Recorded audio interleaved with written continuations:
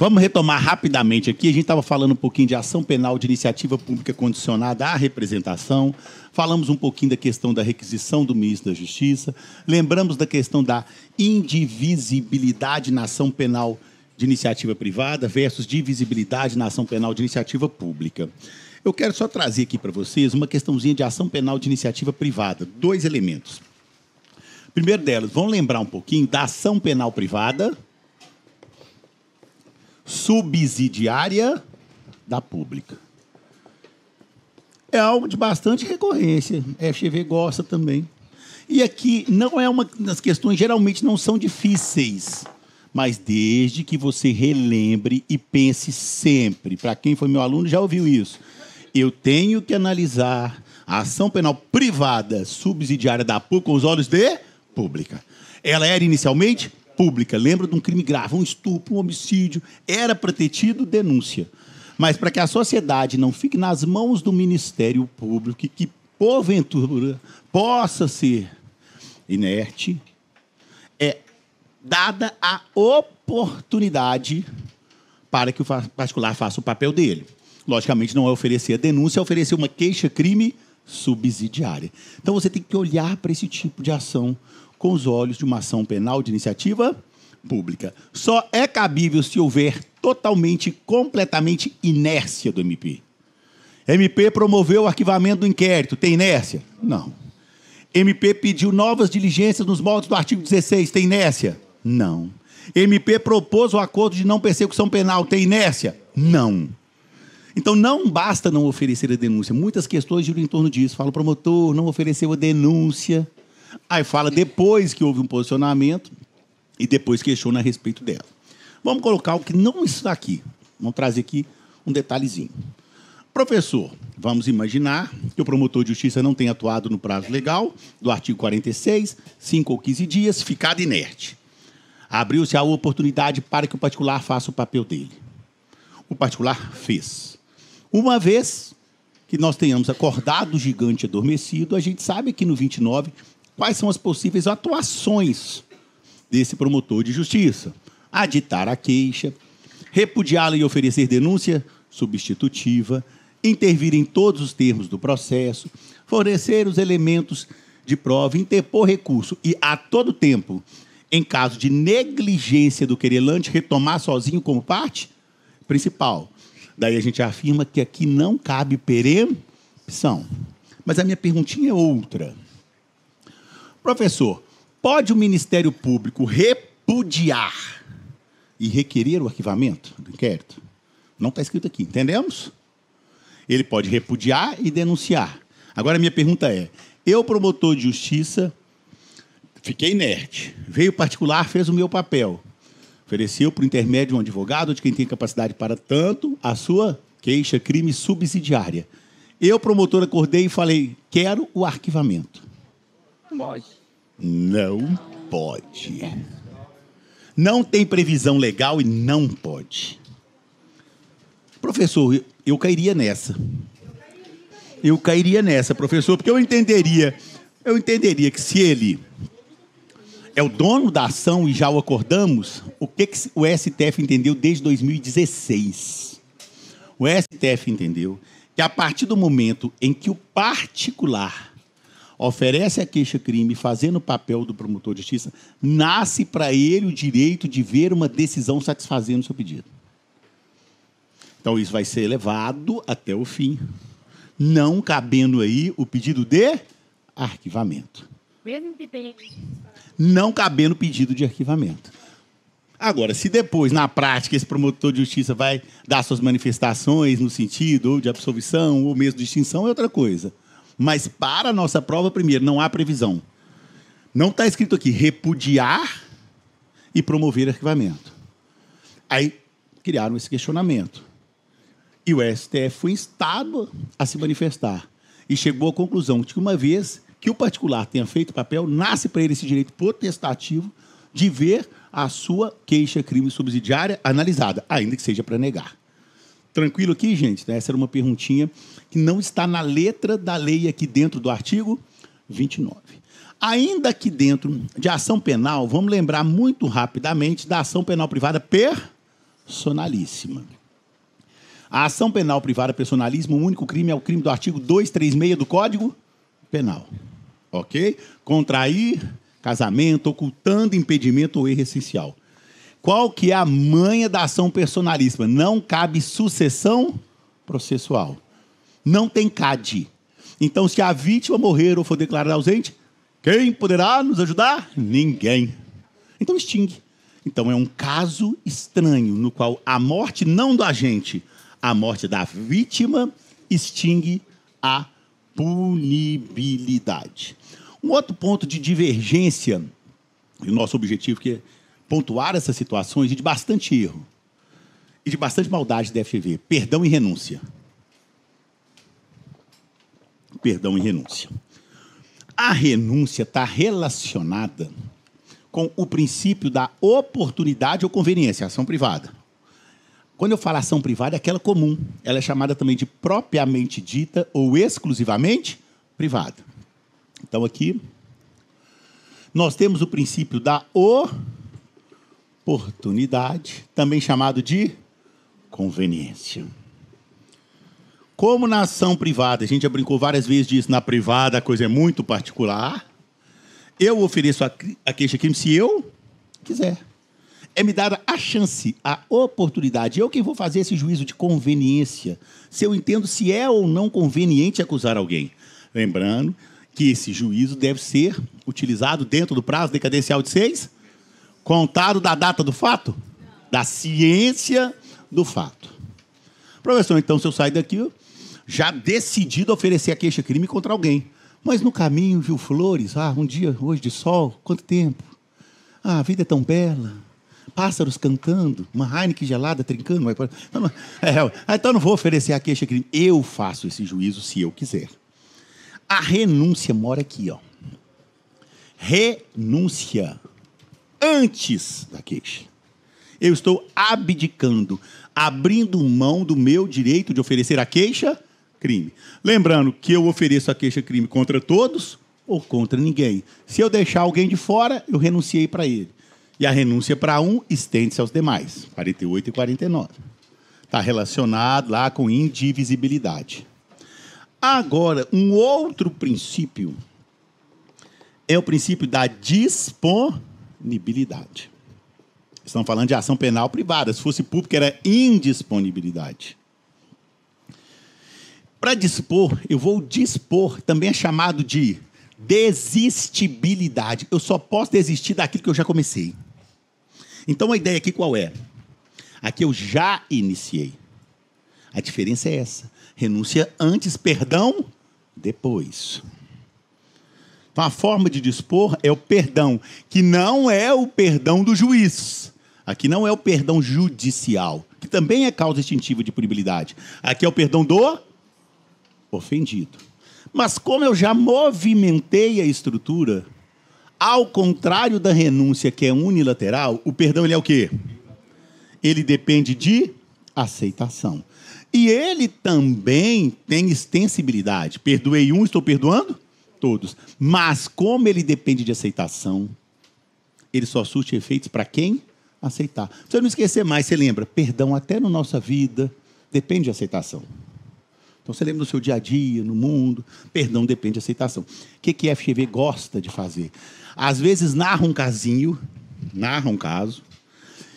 e fala que não temos ainda a queixa-crime. E aí, lá na pergunta, fala, perdão estende-se a todos. Ou faz o contrário.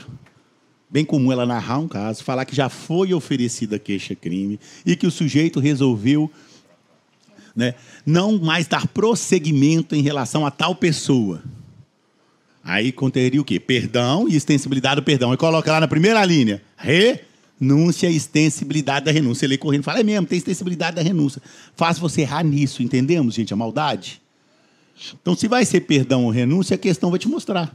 Ela vai te dizer se acontece antes ou depois. Ficou claro, gente? Porque muitas vezes você fica na sua cabeça, renúncia e extensibilidade. E ela narra um caso que já está em andamento. E põe lá em uma das alíneas, renúncia, e a renúncia para um estende-se aos demais. Você fala, nossa, isso eu estou cansado de saber. Só que não vai aplicar naquele caso, porque naquele caso a ação já estava em Aí vai ser perdão. Lembrando que o perdão depende de aceitação. Então pode acontecer uma situação doida assim, olha que estranho. Eu já ofereci a queixa-crime em desfavor de Huguinho, Zezinho e Luizinho. Lá no transcorrer do procedimento, já em andamento, eu resolvo perdoar Huguinho. Qualquer motivo que seja. Minha esposa falou, pera, faz isso. O cara é vizinho nosso, não mexe com isso não. Eu falo, então tá, vou perdoar. Mas ele não aceita. Ele não é obrigado a aceitar. Quer dar continuidade. Eu perdoei o Huguinho. Zezinho e Luizinho vão aproveitar? Vão. Mesmo que ele não aceite? Mesmo que ele não aceite. Então, olha que doido. Eu queria perdoar somente um deles. O que eu quis perdoar não aceitou. E os que eu não queria, saem fora. Possível. Porque perdão depende de aceitação. Ficou claro, moçada? Então tome um pouquinho cuidado com isso, pois não. Então o perdão, ele é depois da ficha e ele vai até a sentença. Sim. Até enquanto momento da sentença é possível apresentar o perdão. Mas sempre lembrando que depende de aceitação. Fechou aqui, moçada? Tranquilo? Ótimo. Vamos sair, então, desse universo da ação penal e vamos falar um pouquinho com vocês de teoria das provas. Um pouquinho eu já até pincelei hoje. Eu quero trazer alguns princípios de teoria das provas. O princípio da judicialidade, eu já falei hoje. Já, professor? Já. Significa que, tecnicamente, nos moldes do artigo 155, via de regra, porque tem exceções, para que eu possa chamar algo de prova, deve ter sido produzido sobre o manto do contraditório com a presença do juiz. Agora eu quero falar um pouquinho do princípio da autorresponsabilidade das partes. Autorresponsabilidade. Nós vamos estar aqui agora, lá no artigo 156 do CPP, no caput dele.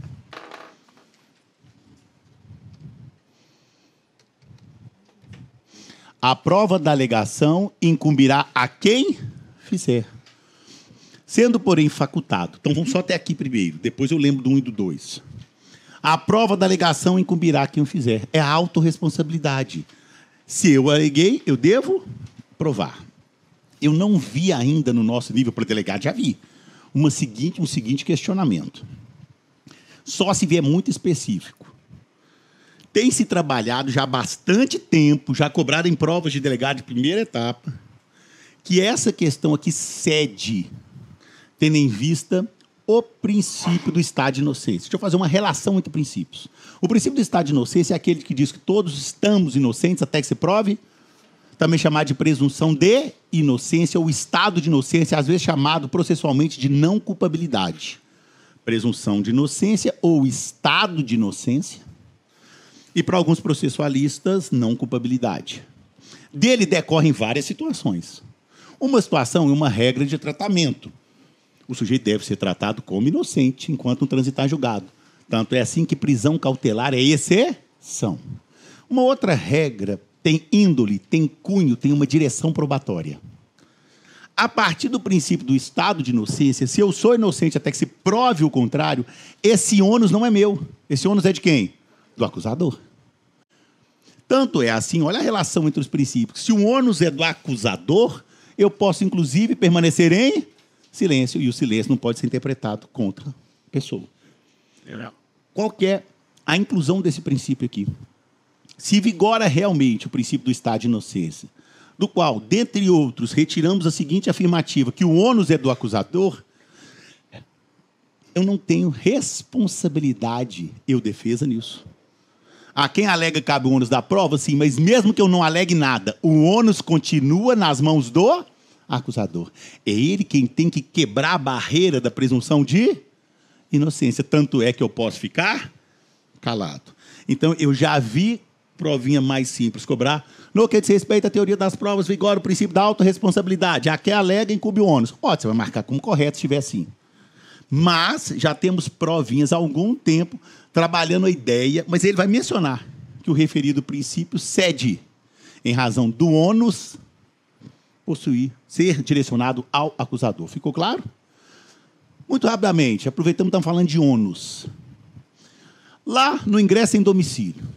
O ingresso em domicílio pode ser feito, por exemplo, mediante consentimento válido. De quem é o ônus de comprovar o consentimento?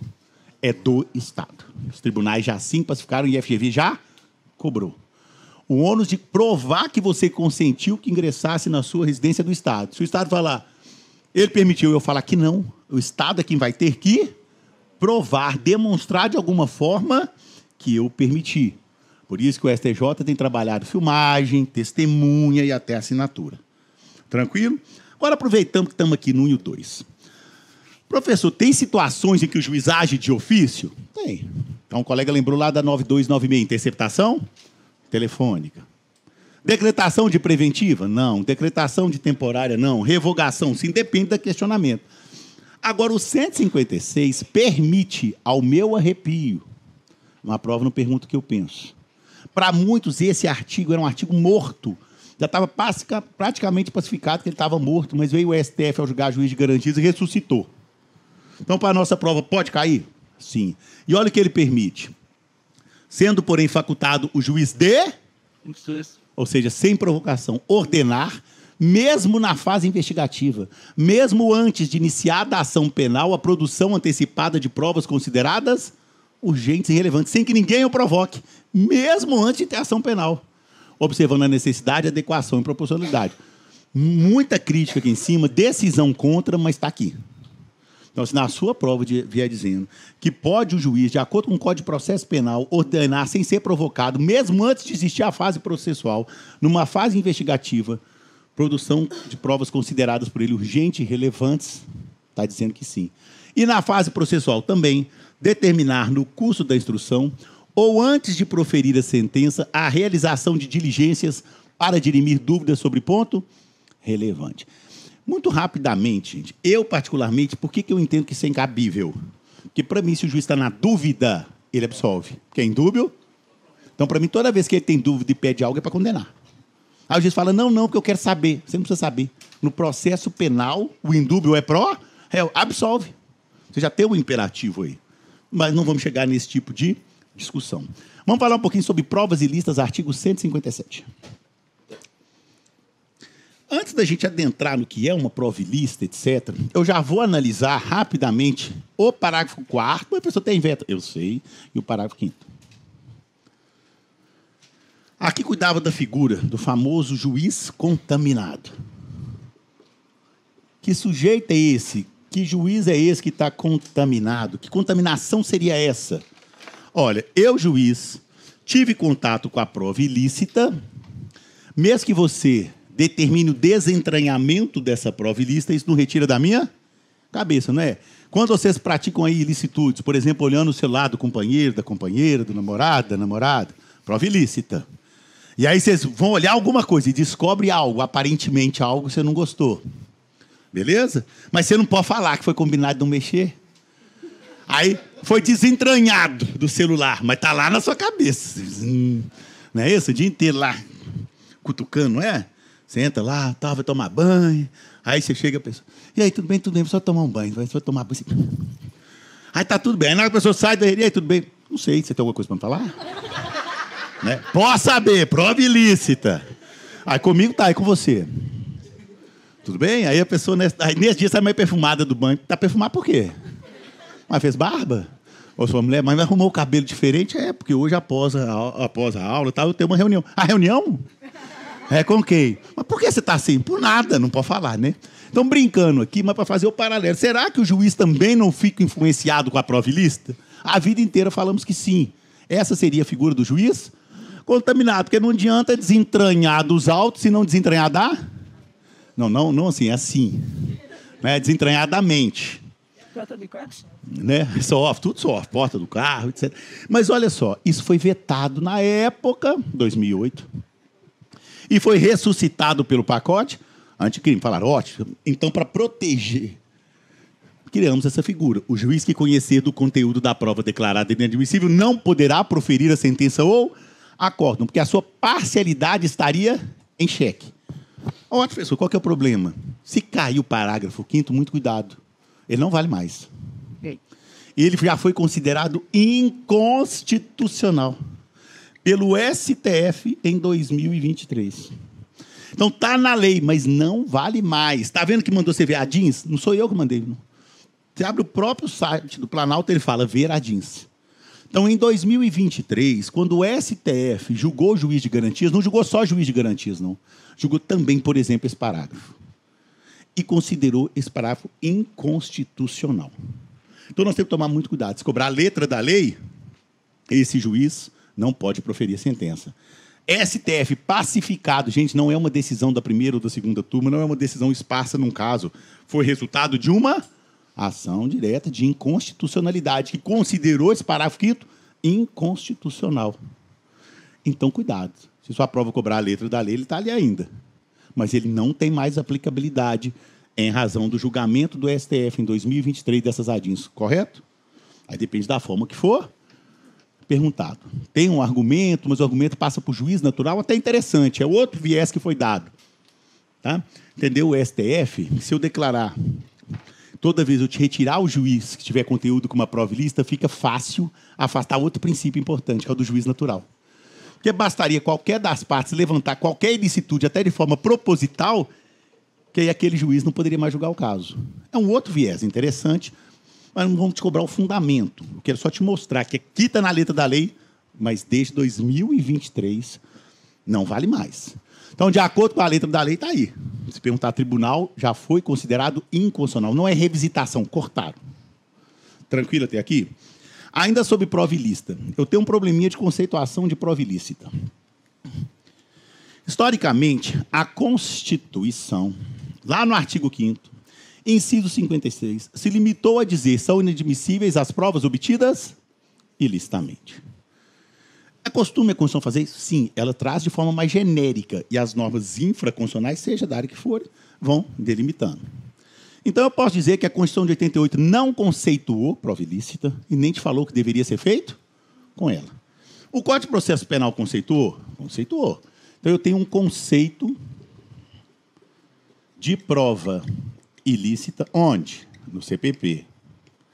Mais precisamente, no caput do artigo 157. São inadmissíveis, devendo ser desentranhadas do processo, as provas obtidas ilicitamente, assim entendidas. Quando ele fala assim entendidas, ele está fazendo o quê? Conceituando o que é prova ilícita. Então, o que é uma prova ilícita para o Código de Processo Penal? É aquela obtida em violação à norma legal ou constitucional. Pouco importa que lei seja, ou pouco importa se é a Constituição. Ah, é uma norma processual? É uma norma material? É o Código Penal? É o Código Civil? É uma lei especial? É a Constituição? Colocou tudo no mesmo balaio, correto? Então, falou que é prova ilícita é aquela que viola a lei ou a Constituição. E aí, no parágrafo 3º, o que é feito com ela? Também te disse. Primeiro, aqui falou, devem ser desentranhadas. O que é desentranhadas? Retiradas. Expressão que gostam de usar. Expurgadas. Se você não sabe o que é, às vezes erra. Expurgadas. Retiradas. E depois, mediante um procedimento, nos moldes do parágrafo 3º, vão ser inutilizadas. Preclusa a decisão de desentranhamento, porque lá não manda desentranhar, da prova declarada inadmissível, esta será inutilizada, destruída por decisão judicial, facultado às partes acompanhar o incidente. Professor, nunca entendi, foi esse preclusa aí. Aqui, gente, é porque está relacionada com a questão da preclusão, faça um recurso. Cabe recurso, não tem previsão aqui. Tá? Não está escrito, está dizendo, se o sujeito não recorrer, ou enquanto o recurso que ele apresentar não for julgado, eu não vou destruir. Preclusa a decisão, não cabe mais recurso, o recurso não logrou êxito, aí nós vamos destruir. Não acredito que possam te cobrar sequer qual é o recurso cabível. Primeiro, porque não tem recurso especificamente para vocês. E aqui há, inclusive, uma divergência entre recurso em sentido estrito e apelação, já que deixou em aberto. Então, pelo CPP, o que é uma prova ilícita, pouco importa se ela ofende a Constituição, uma norma de direito material, uma norma de direito processual. Ofendeu a lei ou a Constituição, é considerada ilícita. Vai ser o quê? Desentranhada, expurgada, retirada. E depois, inutilizada. Depois, se ninguém recorreu ou se o recurso não logrou êxito. Qual é o problema? O problema é que isso vem em 2008. E desde 88, a Constituição já dizia que não admitia prova obtida ilicitamente. E aí coube, então, a doutrina trazer um conceito de prova ilícita que é diferente desse. E cobra. Como é que eu vou saber se está cobrando um ou outro? Se você conhecer os dois, você vai saber. Então, há uma distinção também entre prova ilícita em sentido estrito. Seria o gênero, seria a prova vedada. E a subespécie prova ilícita em sentido estrito e prova ilegítima. Essa prova ilícita em sentido estrito é aquela que ofende norma de direito material. O CPP não fala isso, ele coloca tudo no mesmo balaio. Ao passo que a prova ilegítima seria aquela que ofende norma de direito processual ou procedimental. Eu posso ter uma prova ilícita ofendendo diretamente a Constituição ou indiretamente. Obtida mediante tortura, ofendeu diretamente a Constituição? Sim. Por exemplo, lá no artigo 5º, inciso 3º da Constituição, não admitimos a tortura, nem tratamento desumano, nem degradante. Embora também ofenda uma norma, que é a 9455, a lei de tortura. Agora, eu posso ofender a Constituição indiretamente? Posso. Mesmo estando no Código de Processo Penal, ela pode ser ilícita em sentido estrito? Pode, exemplo. Lá no artigo 186 do Código de Processo Penal fala do direito ao silêncio. Lá no artigo 185 fala da presença necessária do advogado no interrogatório. Então desobedecer o Código de Processo Penal é ilegítima, não necessariamente. Porque ali eu desobedeci o Código, mas acabei também desobedecendo a Constituição. Então, eu desobedeci o 186, desobedeci o CPP. Mas a Constituição também fala do direito ao silêncio, então também ofendi a Constituição. Então, eu posso ofender a Constituição de maneira direta ou até reflexa. Então, é muito raso dizer, está no Código de Processo Penal, vai ser ilegítima. Não necessariamente. Agora, me dê um exemplo de uma prova que realmente atinge tão somente a norma procedimental. Lá na prova testemunhal, antes de iniciar a inquirição das testemunhas, o juiz vai fazer a advertência das testemunhas, no modo do artigo 210, de que elas vão dizer a verdade. O juiz esqueceu disso. Problema algum. Ofendeu a norma processual, mas não ofendeu a Constituição, nem indiretamente, materialmente falando. É meramente procedimental, vai ser considerada uma prova ilegítima. Qual que é a diferença? A ilícita não tem como aproveitar, a não ser que seja a favor do réu. A ilegítima eu olho no caso concreto. Então, olha só. Dentro do Código de Processo Penal, não há essa distinção. Se eu ofendi a Constituição, direta, indiretamente, ou qualquer lei, o Código de Processo Penal fala que ela é ilícita. Ao passo que a doutrina pacificada faz essa distinção. Professor, o senhor já viu questões de prova, nesse sentido, fechadas, mesmo depois de 2008, várias. E você só consegue saber se o seu examinador está cobrando uma ou outra se ele falar em ilegítima e se ele falar em lista em sentido estrito. Sabe o que eu já vi o FGV fazer? Trocar. Ele já demonstrava que ele queria esse conceito, mas trocou esse conceito. Colocou, é considerado prova ilícita em sentido estrito a que ofende norma processual e prova ilegítima que ofende norma material. Está errado. Mas só ia saber que estava errado quem soubesse dessa distinção. PC São Paulo já cobrou isso, alguns anos atrás. Então, não basta a gente conhecer o conceito de prova ilícita. Mas como é que eu faço na prova? Se você conhece, vai ficar claro. Se ele não fala nada, são considerados de acordo com o Código de Processo Penal. Pronto, ele está querendo o conceito do Código de Processo Penal. De repente, ele marca a respeito da prova, marque os incisos, como correto ou falso. Aí, no primeiro inciso, a prova ilícita em sentido estrito é aquela que ofende. Você fala que é esse conceito. Então, tem que saber os dois. Tranquilo? Tá? A ilegalidade é geral. A ilegalidade é como se fosse o gênero. Tem prova ilegal. A prova ilegal é o gênero, da qual decorrem as espécies. Também chamada de prova vedada. Que contraria a lei como um todo, mas aqui diferencia a lei material da lei processual. Perfeito. Tranquilo? Ainda muito rapidamente sobre teoria dos frutos da árvore envenenada. Teoria dos frutos da árvore envenenada. Tranquilo? Nosso Código de Processo Penal adota essa teoria? Sim. Era doutrina, 2008 passou a adotar. Quando lá no 157, parágrafo 1º, diz: são também inadmissíveis as provas derivadas das ilícitas. Também é chamado de ilicitude por derivação. Agora, nosso Código de Processo Penal adota essa teoria, sim. Adota de maneira absoluta? Porque tem um salvo. Logo depois da vírgula vem um salvo. São também inadmissíveis as provas derivadas de salvo. Então, estou dizendo que nosso Código de Processo Penal adota a teoria dos frutos da árvore envenenada de maneira relativizada, não absoluta. Pode vir assim, temperada? É uma outra forma de falar? Relativizada. Ótimo. Quais são as exceções previstas no Código? Quando não evidenciado o nexo de causalidade entre umas ou outras, ou quando as primeiras puderem ser obtidas por uma fonte independente. Então, no Código de Processo Penal, eu posso usar uma prova que nasceu de uma prova lista contra o réu? Posso. Quando não evidenciado o nexo de causalidade, ou quando puderem ser obtidas por uma fonte independente. Agora, doutrina e jurisprudência já pacificadas no Brasil. Adotamos também uma terceira que não está explícita aqui, chamada de inevitável descoberta.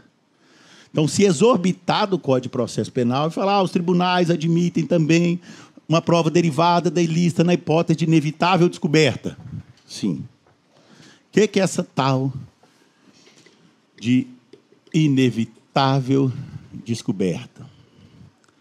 Sem técnica alguma, mas para ficar de fácil assimilação, eu já ia chegar lá sem ilicitude, eu já estava quase lá.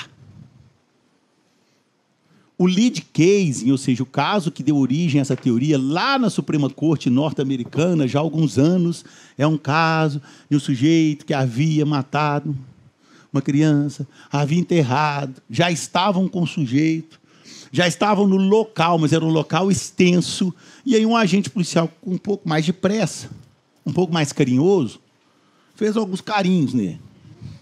E diante desses afetos, né, ele, assim, tocado pela mão divina, resolveu indicar exatamente o local na qual o corpo se encontrava.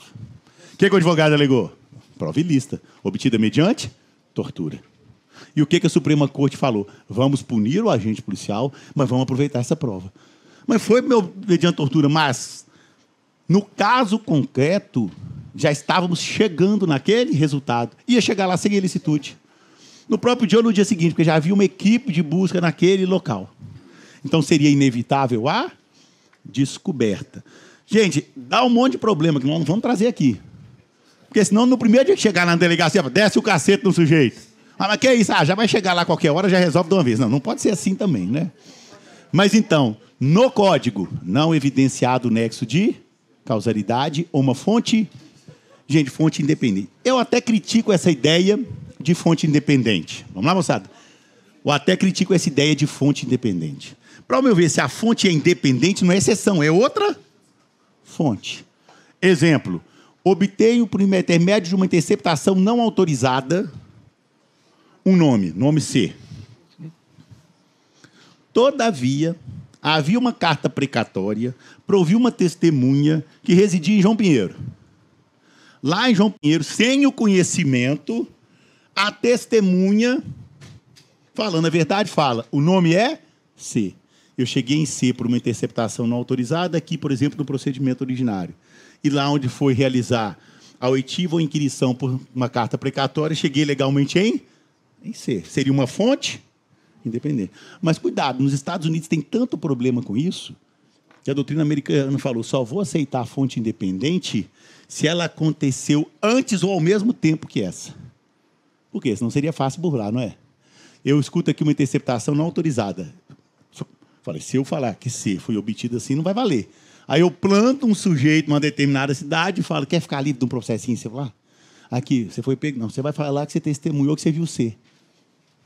Ah, pessoal, mas isso é no Brasil. Não, lá nos Estados Unidos, eles falaram, para evitar esse tipo de problema, vamos ter outros requisitos. Então, não estou falando que nada aqui seja a solução, mas para a nossa prova são cabíveis. Perfeito até aqui, moçada? Prova ilícita em favor do sujeito, favorável ao sujeito, é possível? Sim. Mas, logicamente, a partir de princípios como proporcionalidade e assim por diante. Fechou?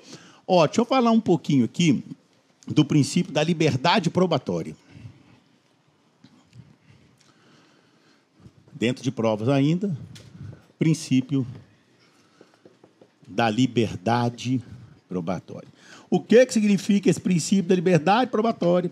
Esse princípio da liberdade probatória, ele significa dizer que eu posso fabricar a prova, realizar a prova de qualquer maneira? Não. Lógico que não, porque você tem procedimentos a serem pré-estabelecidos e seguidos, sob pena de ilicitude, ou mesmo de legitimidade. Mas ele significa, então, que o rol de meios de prova não é taxativo. Isso significa dizer que eu posso ter outros meios de prova além daqueles previstos no Código de Processo Penal? Sim. Me dê um exemplo clássico. O reconhecimento do 226 é um reconhecimento pessoal, mas eu posso ter reconhecimento por voz, reconhecimento fotográfico e assim por diante. Então, existem outras provas além daquelas previstas. Será que na época do Código a gente imaginava WhatsApp, print, Instagram, direct? Nada disso. Ninguém nem imaginava a existência disso. E pode ser usado? Pode ser usado. Logicamente, tem critérios, né? Aproveitando o ensejo, prendi, capturei o sujeito em flagrante, posso pegar o telefone dele e já olhar? Não. Nem em flagrante eu sei fazer isso em casa. Nem em flagrante, que um monte de criminoso e criminosa que tem aqui. Estou brincando, tá, gente? Nem a polícia em flagrante não pode. Ele chegou lá e está lá. Espelhamento. Tá brincando. Tá. Hoje, mexer telefone do outro pode te dar 3 situações. Uma, você pode achar. Você está preparado? Tá pronto ou pronto para isso? Porque você tem que saber a consequência. Vou ter que fazer algo? Vai tomar uma decisão? Você vai tomar, então já toma antes, já tá, sabe? Tá? Vai tomar ou vai ficar dupla, agora pior. Chifrudo e quieto, né? 2, não acha nada. Se você está procurando, vai continuar inculcado. 3, acha e interpreta errado. Essa normalmente aparece. Pode ser. Somos do FBI. Então, melhor nem mexer, esquece. Deixa pra lá, dorme tranquilo. Fica. É a melhor coisa que tem. Quase que eu achei que ele ia falar alguma coisa. Ele escutou em casa dela, falou fumos. Eu pensei que ela ia falar fuma um. Eu falei, não, é polícia. Eu falei, tranquilo, ela fumos. Eu falei, fumos, comício de elite. Quase morri do coração aqui. Falei, tranquilo, ela é fumas. Eu falei, não, pode não, por IPC, gente. Se fosse TJ, OAB, a gente conversava diferente, né, velho? Então, aqui não. Então, o rol não é taxativo. Para fechar essa ideia aí de teoria de provas, mais 2 ou 3 elementos. Muito é dito sobre o princípio da comunhão das provas. O que é esse princípio? Várias questõezinhas mencionam esse princípio no FGV. Em razão do princípio da comunhão, pode ou não pode, mesmo que esteja errado. O que é o princípio da comunhão das provas? Lembra lá que nós falamos do procedimento probatório? E que nós falamos que no procedimento probatório tem fases. Indicar a prova, depois, juiz aceita ou não, depois produz e valora. Dizer que a prova é da defesa ou da acusação é nesse momento de proposição. Testemunha da defesa, que a defesa apresentou. Testemunha do MP, que a acusação apresentou. Mas uma vez que ela tenha ingressado no mundo jurídico, ela não é mais minha, e nem da acusação. Ela participa em comum para a solução da causa. Por isso, gente, que claramente, às vezes eu vou arrolar uma testemunha, arrolar é ingressar em um rol, tá? Eu vou arrolar uma testemunha e essa testemunha me contraria, me prejudica. Pode usar? Pode. Ela não é só da defesa, senão quando ela falasse algo contra, eu falava, esquece o que ela falou, que ela é minha testemunha. Ela participa em comum. E cuidado, muitas vezes a testemunha é seu pior inimigo. Você arrola a testemunha, ela fala o pior. Aí fala, meu Deus do céu, agora precisa melhor ficar calado. O seu cliente também, às vezes, é o pior inimigo. Muitas vezes ele não te conta nada da historinha. Né? Chega na frente dele, ele assusta e fala, você fala, nem eu estou sabendo. Né? É danado. Então, o princípio da comunhão das provas, comunhão, comungar. Comungar é participar em comum. Significa que uma vez que a prova tem ingressado no mundo jurídico, ela não é minha, nem sua, nem sua, nem sua. Ela agora diz respeito à solução da causa. Tranquilo até aqui, gente? Vamos aproveitar e falar um pouquinho aqui de prisão preventiva. Vamos falar um pouquinho de prisão preventiva. Moçada, aqui que eu quero trabalhar alguns detalhes aqui sobre prisão preventiva com vocês. Perfeito? Eu vou trazer para vocês aqui um rol de situações de preventiva. E depois eu quero falar de um artigo pouco trabalhado, a gente menciona lá nas aulas teóricas, que é o 315, parágrafo 2º, que é sobre fundamentação. Mas antes, vamos só lembrar situações de preventiva, porque aí dá para eu lembrar várias hipóteses. Quando eu falo em situações de preventiva, lembrando que preventiva exige ordem judicial. Lembrando que preventiva é cabível em ambas as fases. Se vier assim, a prisão preventiva é cabível durante todo o iter da persecução penal. Sim, o que é iter? Caminho, procedimento. O que é persecução penal? Tanto a fase investigativa quanto a fase processual. Sim, ela é cabível durante todo o iter, todo o caminho da persecução penal, pois ela é cabível em ambas as fases. Ou seja, tanto na fase investigativa quanto na fase processual. Essa prisão preventiva pode se dar de várias maneiras. Exemplo, como é que o sujeito está preso preventivamente? Porque houve conversão do flagrante. Então, o sujeito foi, antes de tudo, capturado em flagrante, conduzido à presença do delegado e depois, na audiência de custódia, nos moldes do 310, como última rácio, o juiz, após provocado, converteu o flagrante em prisão. Lembrando que flagrante é precário, não é, gente? Flagrante tem precariedade, porque ele vai se transformar nessa audiência em alguma coisa. Se foi legal, relaxar. Então eu tenho uma prisão preventiva, e essa prisão preventiva, ela deixa a situação que ensejou, deixa de existir. Aí vai haver o quê? Relaxamento? Revogação. Relaxamento é ilegalidade. Revogação é quando a situação fática mudar. Aproveitei o ensejo. Mas voltando aqui, então, nessa audiência aí, o juiz, depois de ser provocado, na presença do MP e na presença da defesa, audiência de custódia, vou transformar esse flagrante em alguma coisa. Relaxar se foi legal, conceder liberdade provisória com ou sem fiança, transformar em medidas cautelares menos gravosas, mas se não tiver outro jeito, se essas medidas se revelarem inadequadas ou insuficientes como última rácio, o último caso, vou converter em preventiva.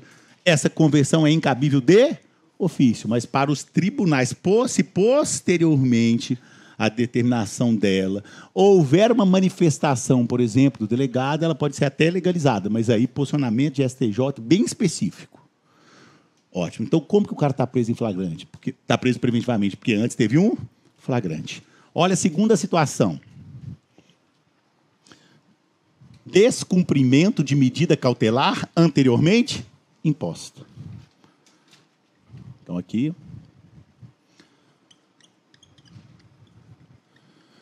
Descumprimento de medida cautelar anteriormente imposta.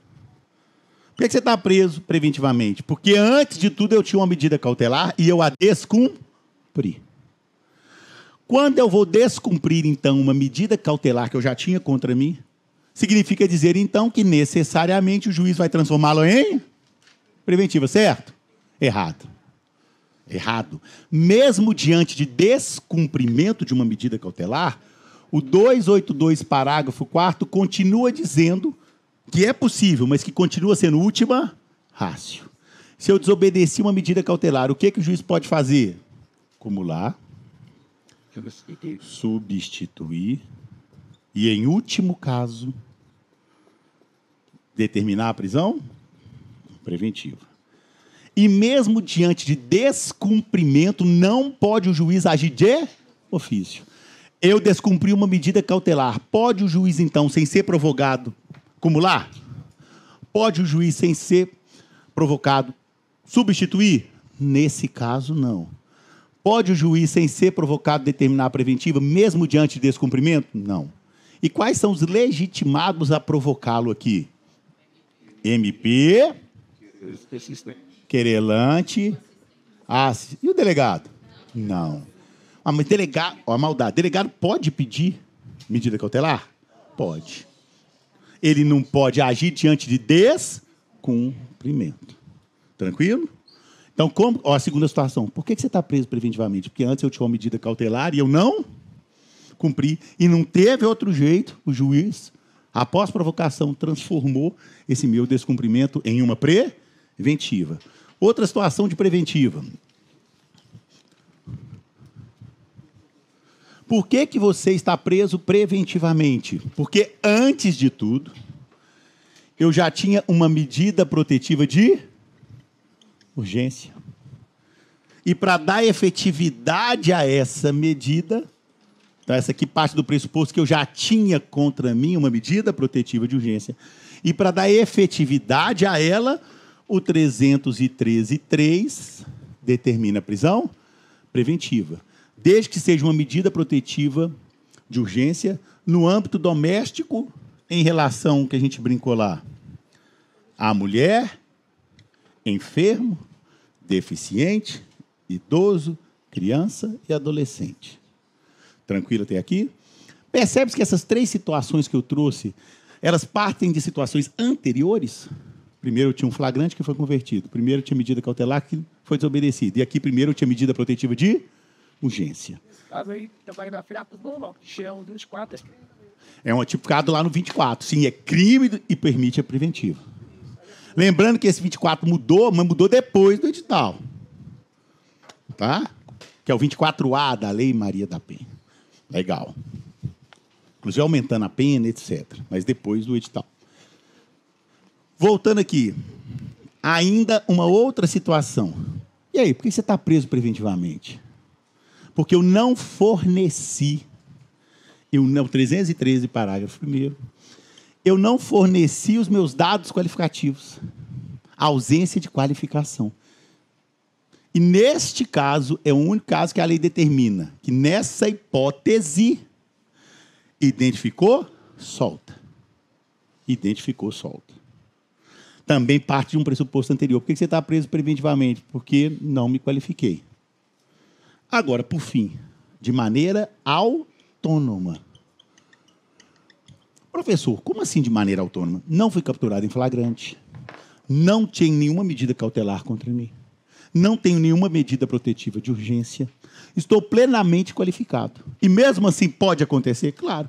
Exemplo, durante a fase investigativa, em razão da presunção de inocência, respondi em liberdade. Fui condenado, continuei em liberdade. Cuidado, gente, não há prisão automática. Tem gente que imagina, condenou, vem preventiva. Não. Preventiva é se presente os requisitos da preventiva. Então, eu posso ser condenado e continuar em liberdade? Sim, ainda não transitou em julgado. Aí fui condenado, continuei em liberdade. Mas na hora que o meu comparsa, que era um caso de coautoria, foi condenado, eu falei, deu ruim. Aí eu começo a mexer concretamente meus pauzinhos para eu fugir. Mesmo que não exista situação anterior, não fui capturado em flagrante, nenhuma das situações, pode aí o juiz, depois de ser provocado, determinar a minha preventiva? Sim, para evitar a fuga. Então, a preventiva não precisa necessariamente já de um flagrante anterior ou mesmo de uma medida protetiva de urgência. Aqui é de maneira autônoma. Ficou claro? Então, a gente consegue passar em algumas hipóteses. Dá uma olhadinha rápido para mim lá no 315, que eu vou trazer uma maldade lá para a gente.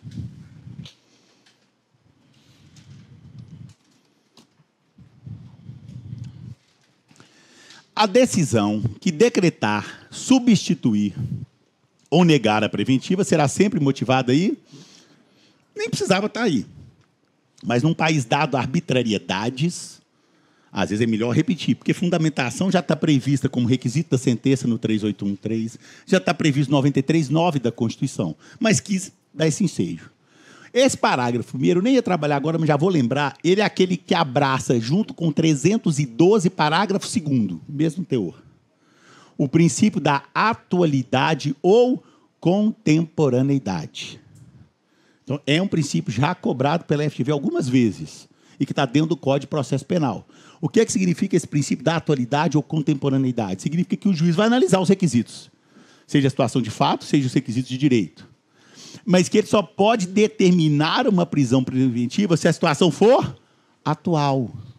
Eu não posso determinar a prisão preventiva de alguém, por exemplo, com um fato que aconteceu 3 anos atrás. Aí, ó.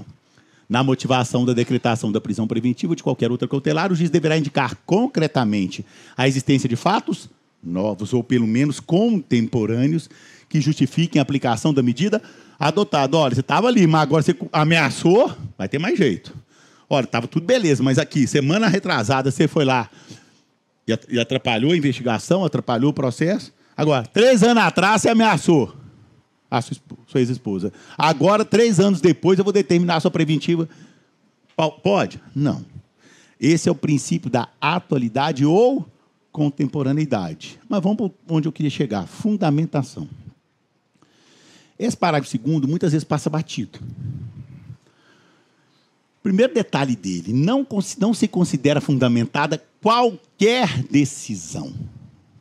Ele não é específico só para a preventiva. Ele está mal alocado.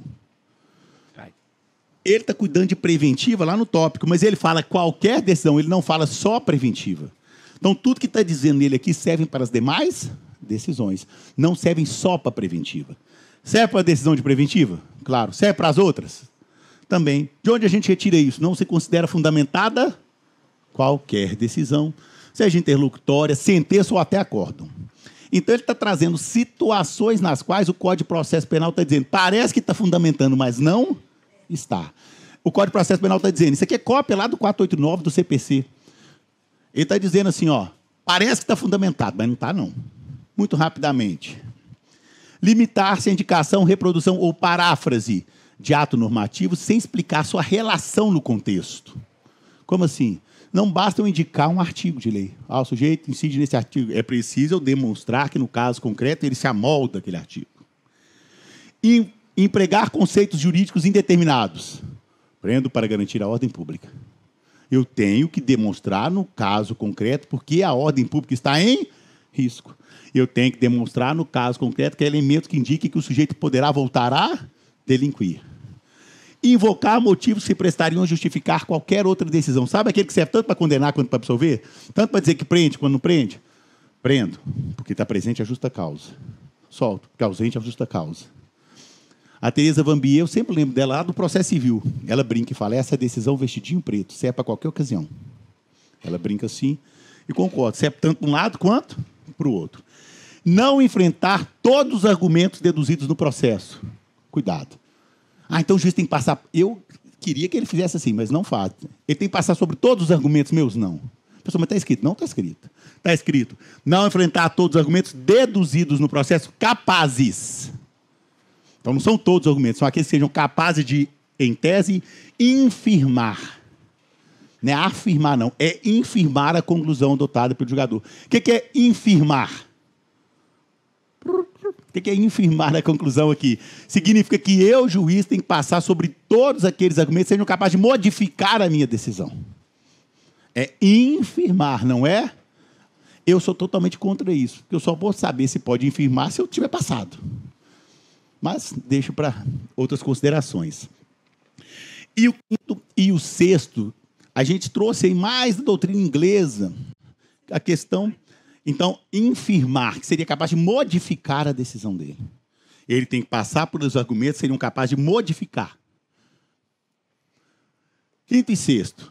A gente trouxe isso muito aí, principalmente lá da Inglaterra, da teoria dos precedentes. Então, seria aquela ideia que eu não posso, que eu não considero motivada uma decisão, você só falar conforme súmula tal.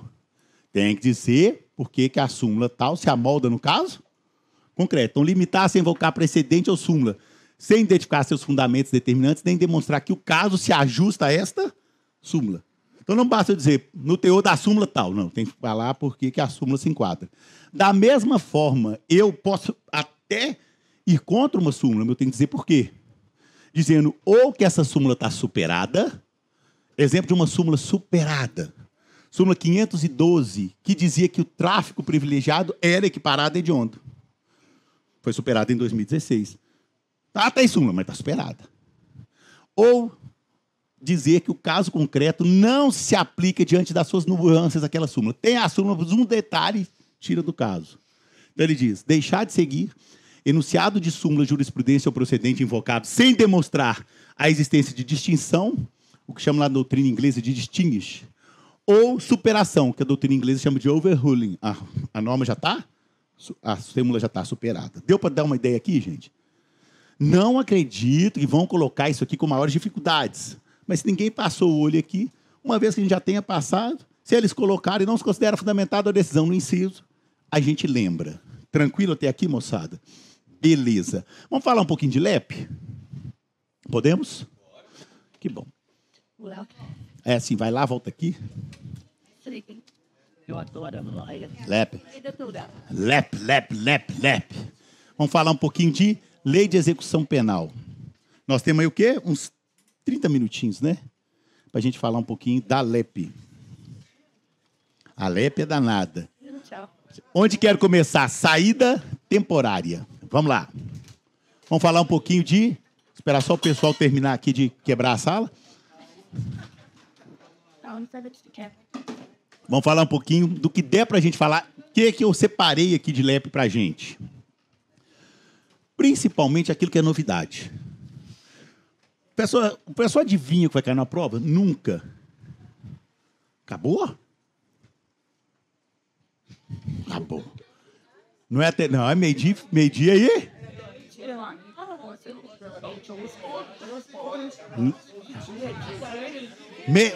Não, gente, é meio-dia aí? Eu fico.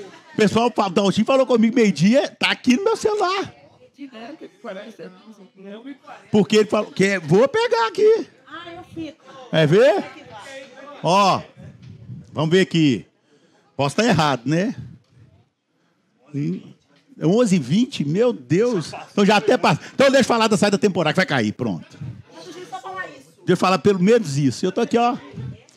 A minha era até meio-dia e pouco, não tem problema não. Vamos lá. Vamos falar rapidinho de saída temporária. Essa vai cair, né? Essa vai cair. Já me chamaram, já brigaram comigo. Saída temporária. Qual que... É ainda cabível a saída temporária? Sim. Quebra essa ideia, sai fora dessa ideia de que acabou a saidinha. Ainda é cabível, não cabe mais para visita à família ou para participação em certas atividades. Mas é cabível. Agora, deixou de ser cabível para hediondos. Porque antes só era proibido para hediondos com resultado morte. Hoje, qualquer hediondo, olha o parágrafo 2º, não terá direito à saída temporária. Também não terá direito à saída temporária praticado com violência ou grave. Cuidado, não abraçou equiparados. Então, é cabível saída temporária, é possível aplicar a saída temporária para equiparados, hediondo? Sim, porque aqui só proibiu para hediondos. Tranquilo? Só mais 2 detalhes, júri. 2 coisinhas. Exame criminológico. Passou a ser exigido para a progressão de regime. Não era, passou a ser. 2024. Também passou a ser exigido para o regime aberto. Até para ingressar no regime aberto, eu preciso do exame criminológico. Mais um detalhezinho também. Uma nova modalidade de falta grave. Não me submeter à identificação do perfil genético lá do 9º A. E para finalizar, juro, consequências da falta grave para quem não ouviu lá na aula de exercício. São várias. Revogação da saída temporária. Perder até 1/3 dos dias remidos. Regressão de regime. Revogação do trabalho externo. Interrupção do prazo para progredir de regime. E possibilidade de conversão, se for PRD, converter em PPL. Beleza, moçada? Para quem estiver aqui amanhã a aula vai ser um pouquinho diferente. Vão ser tópicos. 1, 2, 3, pergunta e resposta. Vai ser um pouquinho diferente, porque só são 30 minutos. Fechou? Até amanhã, para quem for ver amanhã. E boa prova para quem a gente não encontrar. Fui, valeu!